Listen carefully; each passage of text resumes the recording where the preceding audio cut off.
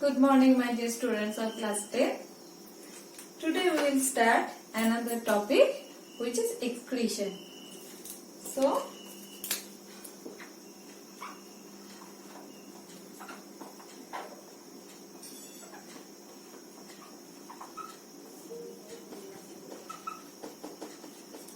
today's topic is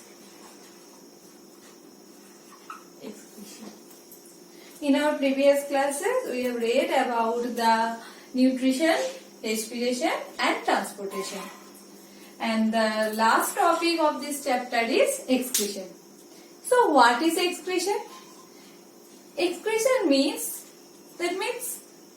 release something from the body which are unwanted. Okay. So what is excretion?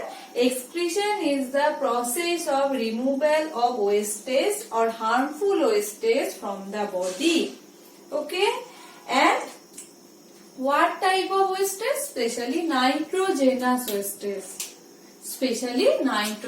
wastage. So what is excretion? I am writing.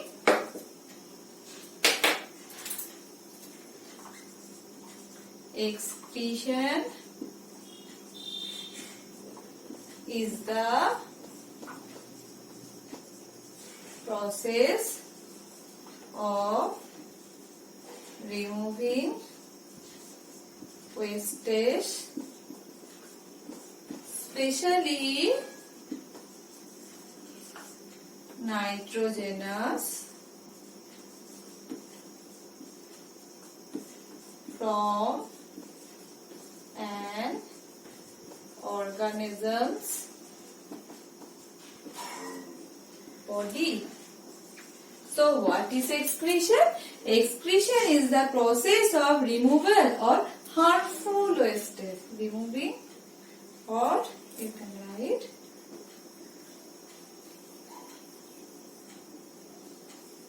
removal of process of removal of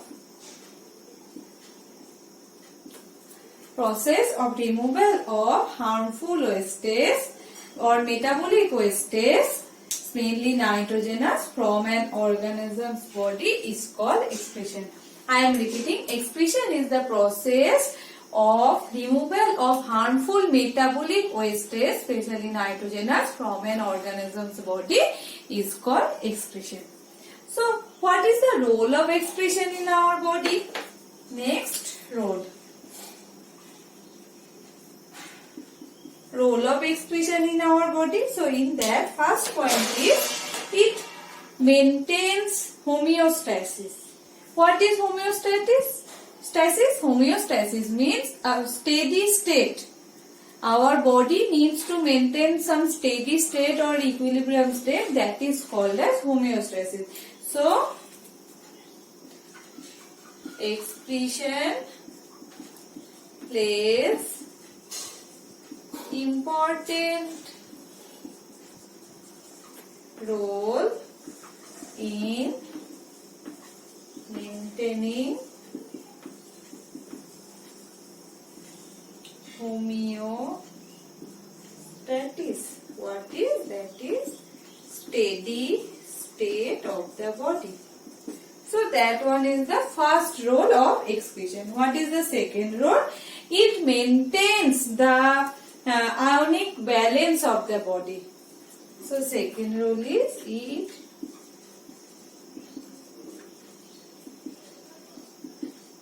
ionic balance of the body. What is the third role? It helps in removal of toxic substances from the body. So third role is removal of toxic substances. What is the fourth role? So it helps in the maintaining the correct amount of water and salts. So last is helps to maintain correct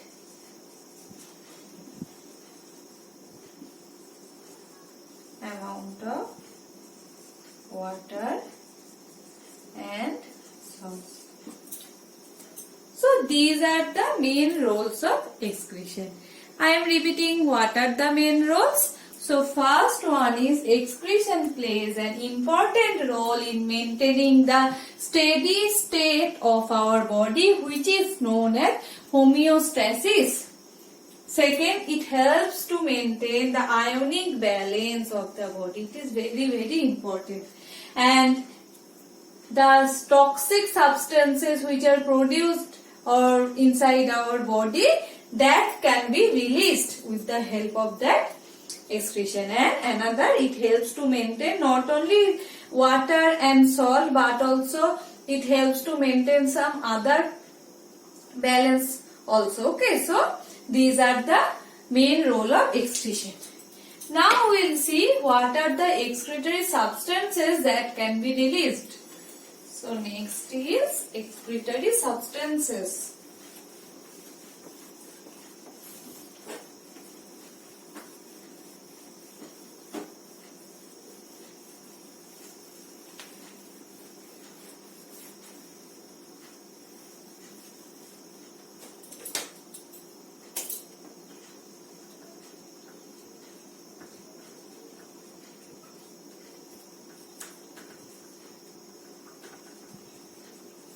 That means what substances are released through excretion, or what we excrete. We excrete carbon dioxide, we excrete water, and we excrete some nitrogenous wastes. Nitrogenous wastes. Okay, we excrete some nitrogenous metabolic also. Rather, you can write nitrogenous metabolic wastes.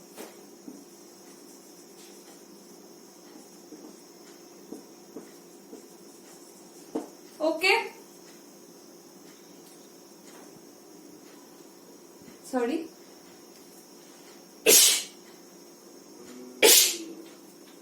Sorry. So, and another, what is that? Excess salt, etc. Now, our interest is on that nitrogenous metabolic waste. What type of nitrogenous metabolic wastes are released from the body? So now we will write nitrogenous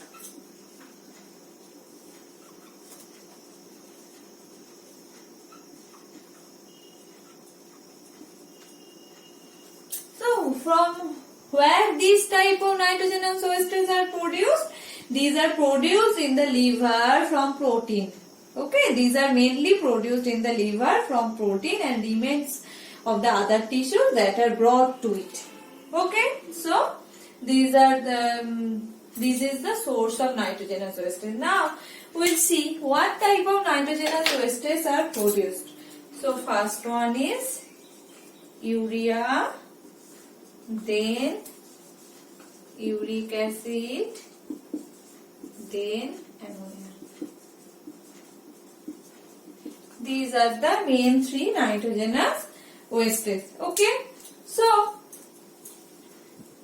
among these, some animals release urea as their excretory product, as we are releasing urea as our excretory product. So we are called as ureotelic. Organisms or animals which will release ammonia as their excretory product, they will be called as ammonotelic. And the animals which will release the uric acid, they will call as uricotelic. Okay, so ammonotelic, ureotelic and uricotelic. So what are the examples of these three?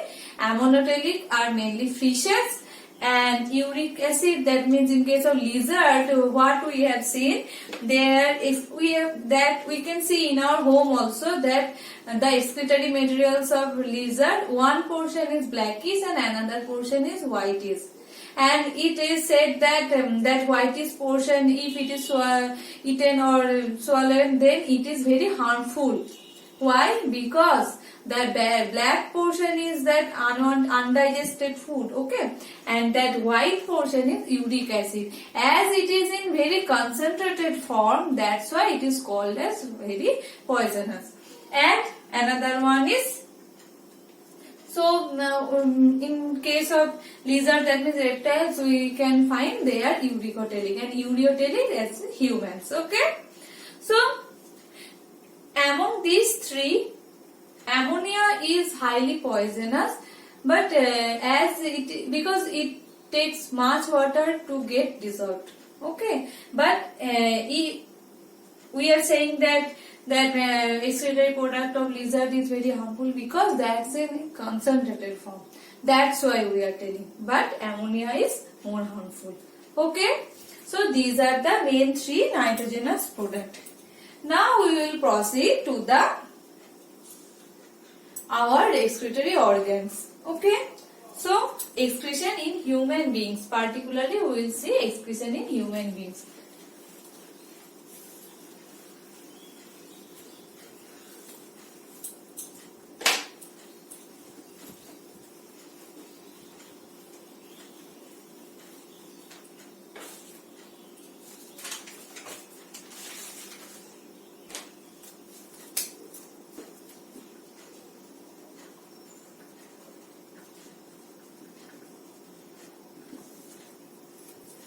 So now we will see what are the different organs playing important role in case of excretion.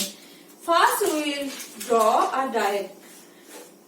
No, before drawing, okay, let me first draw a diagram of excretory system. It is like that.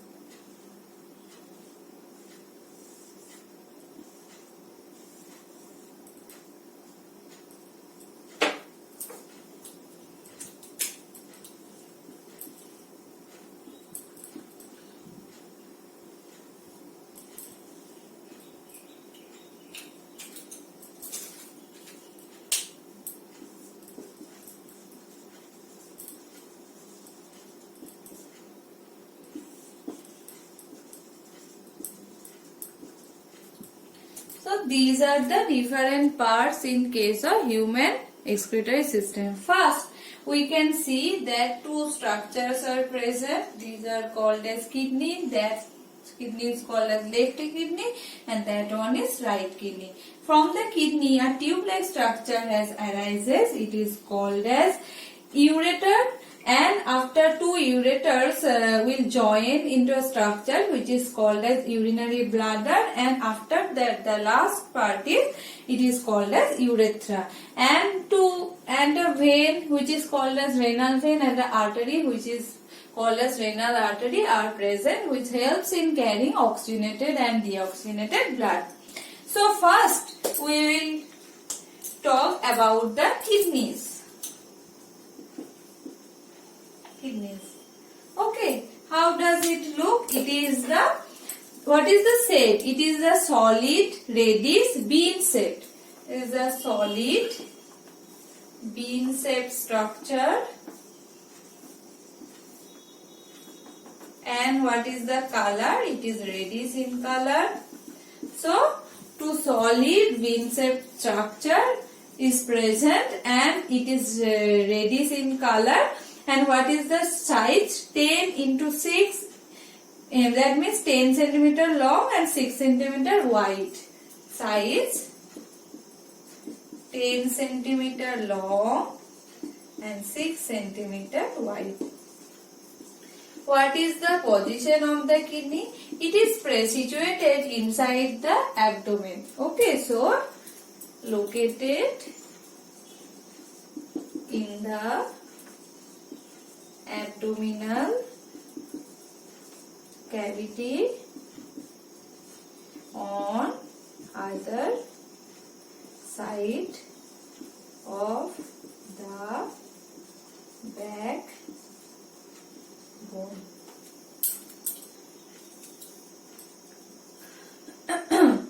Okay, so what is the position? It is located in the abdominal cavity. It is located in the abdominal cavity on either side of the backbone, and it is protected. It is protected by last two ribs, and it is protected by last two ribs. And one thing, that right kidney is slightly lower than the left kidney. So another point that is important, that is that position of the right kidney is at slightly lower level than the left one. Slightly lower level. Look, you can see it is in slightly lower level than the left one. Okay. So now we will see the detailed structure of the kidney. Before that, we will read all the parts. Okay. So that means inner structure of the kidney we will read. And as I have told you that renal artery and renal vein are carrying oxygenated and deoxygenated blood. And kidney, what is the structural and functional unit of kidney? Structural and functional unit of kidney is nephron. Okay, the structural and functional unit of kidney is nephron, and about 1 million nephrons are present in each kidney. About 1 million nephrons are present in each kidney. About 1 million nephrons are present in each kidney. So now we'll see the structure of the nephron. So how does if we consider the structure of the nephron, we will see some parts.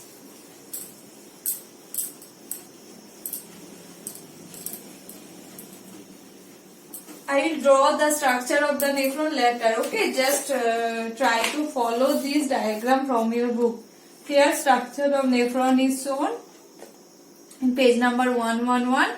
Try to follow this one. I will draw it later. First, let me tell you the different parts of the nephron.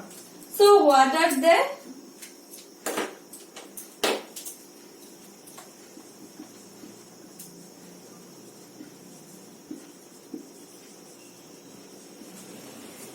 So, nephrons are mainly the structural and functional unit of kidney. They are mainly made up of two parts, that is Malpighian tubule or Malpighian body and renal corpuscle. Renal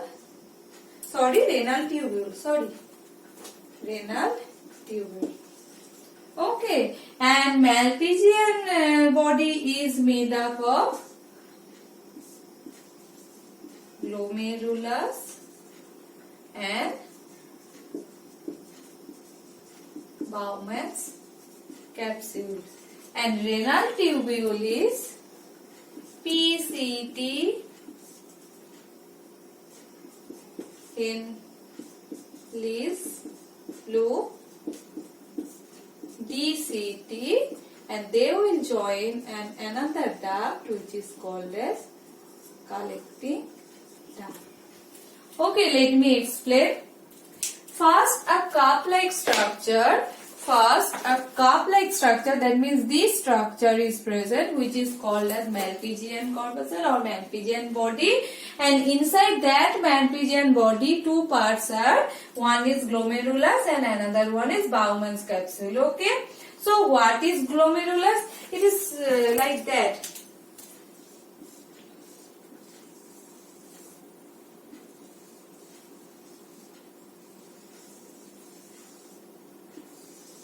Okay, this structure is called as Bowman's capsule, and this portion is called as glomerulus, and this portion, this cup-like structure, is called as Bowman's capsule. Okay, so this cup-like structure is Bowman's capsule. So very thin wall blood capillaries are called as glomerulus, and it develops from that. This arteriole is called as afferent arteriole, and this arteriole is called as efferent arteriole. Okay, I am repeating, very thin wall capillaries which develop, and it is called as glomerulus, and they are formed from two arteries. That one is afferent arteriole and this one is efferent arteriole. Okay, afferent arteriole, and the diameter of the afferent arteriole is quite larger than the diameter of efferent arteriole. Okay, why that? What is the function of that? We will look it later. Okay, so first one is, and each capillary is associated with a cup-shaped structure. Each capillary is associated with a cup-shaped structure that collects the filtrate, is called as Bowman's capsule. Okay, this part is Bowman's capsule, and after that this tube-like structure is called as renal tubule, tubular portion. And is, what are the different parts of that renal tubule? PCT, proximal convoluted tubule, Henle's loop or loop of Henle, and DCT, distal convoluted tubule. And after that they will join with a duct which is called as collecting duct. Okay, now we will see that these are the different parts of the nephron. Now next we will see the internal structure of a kidney.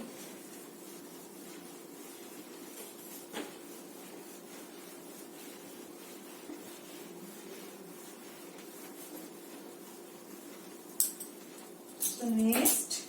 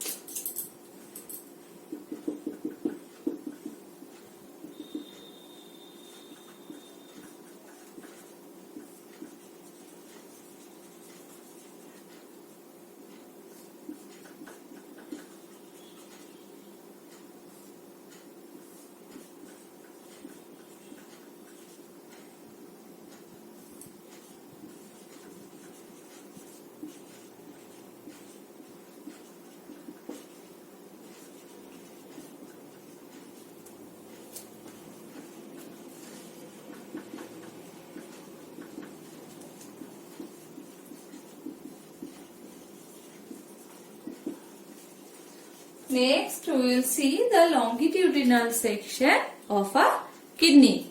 So in that case, first what we will see, that it is the the structure is differentiated into two parts. The outer portion is called as cortex and the inner portion which is called as medulla. Okay, and the notch is present from where that ureter will enter or will release. This notch is called as hilum. Okay, a notch which is present from where the ureter originated or it enters the kidney, it's called as hilum. And this portion is called as renal pelvis, and some pyramid-like structures are present which are called as renal pyramids. And this tube-like structure is called as ureter. Okay, so this is some knowledge about kidney. Okay. So in our next class, we will proceed the other parts of that excretory system and the process of urine formation. Okay. So for today, that's it and thank you.